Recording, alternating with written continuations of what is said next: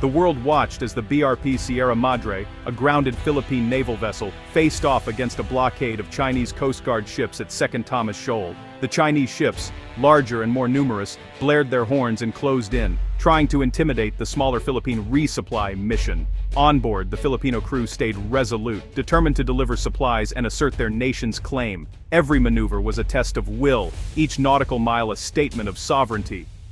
Just beyond the horizon, the USS Ronald Reagan Carrier Strike Group monitored the standoff, its presence a silent warning. The U.S. remained officially neutral, but its proximity underscored the defense treaty binding Washington and Manila. Any attack could trigger a global crisis, transforming a regional dispute into something far larger. The standoff dragged on, with Chinese ships using water cannons to harass the Philippine vessels. Despite being outmatched, the Filipinos held their ground, their actions broadcast and analyzed worldwide. This confrontation was more than a supply run. It was a microcosm of the struggle for control and order in Asia. The world saw a small nation refusing to be bullied, and a region on the edge of escalation. The event forced the Philippines to rethink its defense, shifting from passive observer to active player. The Sierra Madre became a symbol of resistance, and the standoff, a catalyst for change. The message was clear: the Philippines would not back down. The future of the South China Sea and the region hung in the balance. The world waited to see what would happen next. The BRP Sierra Madre, a rusting World War II-era ship, was deliberately grounded on Second Thomas Shoal in 1999. It's not just a relic, it's a living outpost, manned by Filipino Marines who endure isolation and constant pressure from Chinese patrols. Their presence is a physical claim, a line drawn in steel, not ink. Life aboard is harsh, but morale remains high. These Marines are both guardians and symbols of national pride. Every resupply mission is a flashpoint, watched by the world and challenged by China. Beijing calls the outpost illegal and tries to blockade it, hoping to force the Philippines to abandon the ship. But instead of giving in, the Philippines has been galvanized. The Sierra Madre's plight has united the nation and exposed China's aggressive tactics. What was once a symbol of vulnerability is now a rallying point for military modernization. The ship's continued presence is a daily reminder of what's at stake. It's no longer just a lonely outpost, it's the anchor of the Philippines' resolve. The world sees not just rust, but resilience. The Sierra Madre stands as a testament to defiance. The repeated confrontations at sea forced the Philippines to confront its military shortcomings. For decades, the focus was on internal threats, with outdated equipment ill-suited for modern maritime defense. China's harassment exposed these vulnerabilities, making it clear that legal victories alone weren't enough.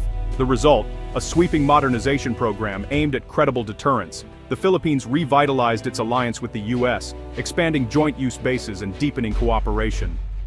American funding and training accelerated the transformation, but Manila also diversified its partnerships. Japan provided patrol vessels and radar. India sold BrahMos missiles. Israel supplied air defense systems. Australia, the UK, and Canada joined in joint exercises, building a regional security network. The goal shifted from internal stability to external defense. The Philippines was no longer standing alone. It was becoming a hub for Indo-Pacific security. The new doctrine deter aggression by making any attack too costly. This shift marked the Philippines' emergence as a proactive regional player. The era of passivity was over. The Philippines' new defense strategy is built on a multi-layered archipelagic shield. Instead of hugging the coast, the plan creates overlapping zones of surveillance and engagement far from shore. The first layer, awareness. New radar, drones, and satellite data provide real-time monitoring of the seas. Early warning allows rapid response, intercepting threats before they escalate. Next comes firepower. Israel's Spider system defends against air threats. India's BrahMos missiles create a no-sail zone for enemy ships. The outer layer, U.S. Typhoon systems, capable of striking targets over 1,000 kilometers away. These layers turn the Philippines' geography into a defensive strength. Any aggressor would face multiple, lethal obstacles before reaching the mainland. The message aggression will be met with overwhelming resistance. This defense-in-depth approach transforms the archipelago into a fortress. The Philippines is no longer an easy target. Its new shield is both a deterrent and a statement of intent. The region's balance of power is shifting. Modern defense isn't just about weapons, it's about readiness and teamwork. The annual Balikatan exercises with the US have evolved from disaster response to high-intensity war games. Thousands of troops, jets, and warships now train together, practicing real-world defense scenarios. These drills build interoperability, ensuring Filipino and American forces can fight as one. The exercises extend to partners like Japan, Australia, and the UK, focusing on maritime security and air defense. Japan's participation is especially notable, reflecting its growing security role. These joint drills foster trust and personal bonds between allied soldiers. Beyond tactics, the exercises send a strategic message. The region's democracies are united and ready. Live fire drills in the South China Sea demonstrate both capability and resolve. The Philippines is not just buying weapons, it's building a skilled, battle-ready force. The impact is clear. Alliances are stronger, and deterrence is real. The world sees a nation preparing for any contingency. The Philippines is no longer alone on the front lines. The Philippines' new arsenal is tailored for layered defense. The BrahMos cruise missile, acquired from India, is a supersonic, land-based anti-ship weapon, fast, mobile, and deadly. Its range and speed make any naval approach to the coast a dangerous gamble. For air defense, Israel's Spider system protects key sites from jets, drones, and missiles. Mobile and quick to deploy, Spider creates protective bubbles over vital assets. The US Typhoon system, temporarily deployed, can launch Tomahawk and SM-6 missiles reaching deep into potential adversary territory. Typhoon's presence signals a new level of deterrence and cooperation. The US Nemesis system tested in the Philippines allows small teams to strike enemy ships and vanish into the islands. These systems are perfect for the archipelago's geography, mobile, hard to target, and lethal. Together, BrahMos, Spider, Typhoon, and Nemesis form a modern deterrent. The Philippines can now defend its territory with real teeth. The era of vulnerability is ending. The message: any attack will be met with swift, decisive force. The Philippines archipelago, once a defensive challenge, is now its greatest asset. Over 7,600 islands form a natural barrier between the Pacific and South China Sea. Strategically placed sensors and missiles turn these islands into unsinkable fortresses. The Luzon Strait, especially the Bashi Channel, is a choke point for naval movement, now under Philippine watch. Long-range missiles and mobile units can control access, bottling up enemy fleets or blocking passage. Dispersed forces across thousands of islands are hard to find and destroy. Small marine teams can strike and disappear, making invasion nearly impossible. This distributed defense network deters aggression and shapes the strategic environment. The Philippines' credible defense contributes to regional stability. The islands are now interconnected bastions, not vulnerabilities.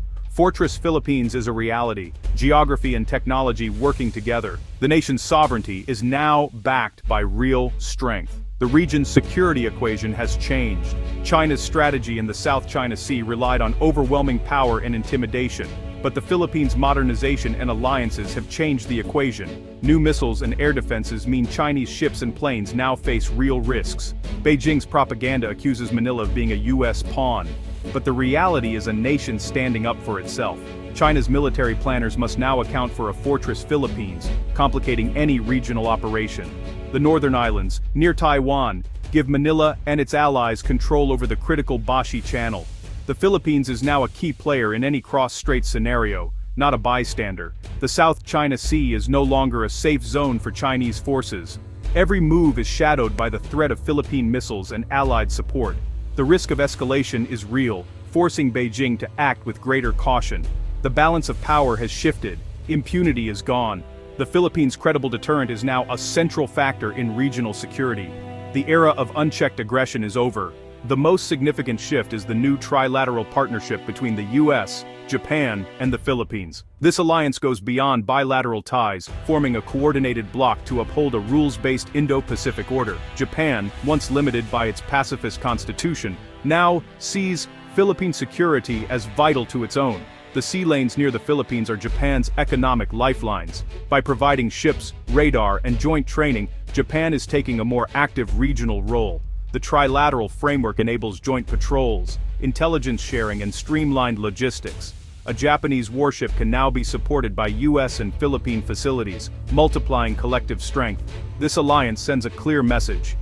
Regional security is a shared responsibility. The Philippines' transformation is part of a broader realignment, with Australia, South Korea, and Europe joining the network. The trilateral partnership is the cornerstone of a united front against coercion.